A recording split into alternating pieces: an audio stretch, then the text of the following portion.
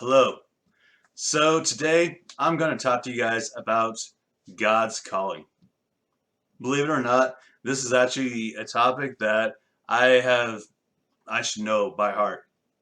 I've done numerous talks and sermons and messages dealing with this very topic.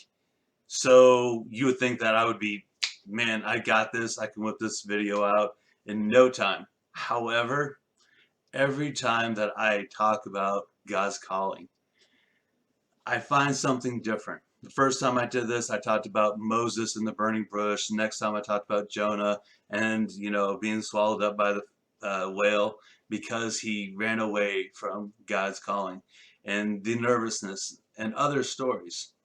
So for me, finding something that's a story that I can talk about was one of the hardest ones because I had all these ideas. And then all of a sudden it hit me.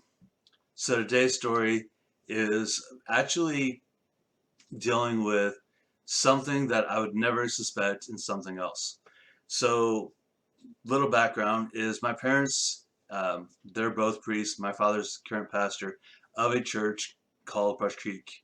And at the Brush Creek Church, this church has been there for a long period of time.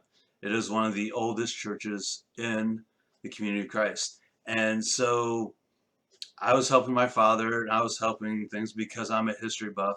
I would did some research and I had this little booklet. It was called The History of Brush Creek Church, First 100 Years or something like that.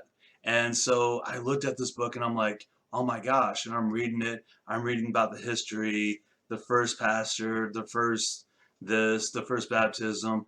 And I'm reading these stories and they're laid out in a way that it's quite interesting, and I'm finding out, how we got the land, how the campground came to be. And then all of a sudden, in the middle of this book, I see a comic strip.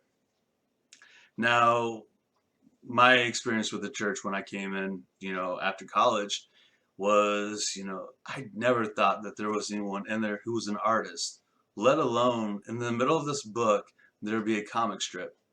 And so it caught me off guard, right? And because it just did not seem like this is something you would find in a history book. So I actually, because I'm also, used to do artwork and I used to try to create comic strips, I decided to look at it and it was a very interesting comic strip. What the comic strip was about was there was an outgoing pastor and he had met and he taught to the person who's going to become the pastor. Now, fast forward, I met these two gentlemen. They were both elders of the church. So every day I'd go to church, when I wasn't in college, and I would see these guys. And these guys, they were some of the nicest men you would ever meet. They still do services every once in a while, do a couple sermons, but they basically was kind of like counselors in a way to the younger generation and the current priesthood team at the time. And so in the comic book strip, you have one who's basically telling the other one, you're going to be the pastor now. And the person who's going to become the pastor, he was nervous. He was like, I'm just a simple man. I don't know if I can lead this church with this history and be effective. And the outgoing pastor gave him some advice, and it basically was, you'll be fine. Take it one step at a time. So that resonated with me because at the time that I'm doing this history for the church, trying to compile it, make it into an interesting paragraph article, I was also struggling because at my own church, here I am trying to figure out how to be an effective leader. My communication skills were okay, but there were some times I felt that I was struggling, right? I felt apprehensive. And this is something that I see quite a bit whenever you have some people who receive a calling, whether it's God or other things, is people get apprehensive. How can I be as great as this person? How can I be as great as that person? First off, God chose you, or that teacher, or whoever chose you for that calling. They wanted you to do it because there's something they see in you that only you can do. So they already know that you have the potential to do it. It's just that we sometimes are so nervous we don't see that potential. Moses, he was like, I lived as an Egyptian. I didn't even know I was Jewish until the longest period of time. And so I don't know half the stuff that the traditions and the rules and all that stuff. And you want me to lead the people? Right? God knew that Moses had the ability. There was something in him that would make him an effective leader. So one of the biggest things that we have to do is to take a step. Going back to something else that I do with counseling and stuff like that is I deal with some people who have anxiety issues.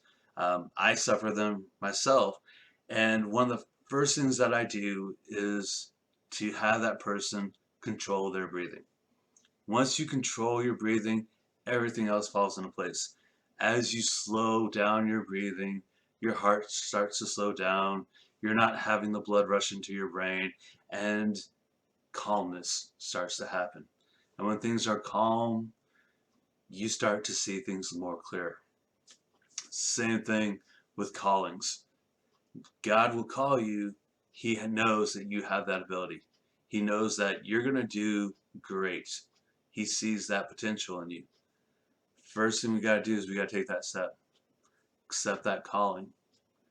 Don't worry how other people handle it. Handle it the way that you handle it. Find your way. Find your path. That's right for you. And if you start to feel like, man, what if I stumble? What if I don't do what you want me to do, God? Simple. Just talk to God, right? Say a prayer. Listen. Take a breath back, slow down your breathing, and just listen. And then soon the answers will come to you. So I thank you guys so much for watching this video and your patronage to the videos that we put out. I know we're still going through a hard time with the COVID and all that stuff, and we're going to have challenges, but I know that you guys will do a great job. So may God bless you, and thank you. Goodbye.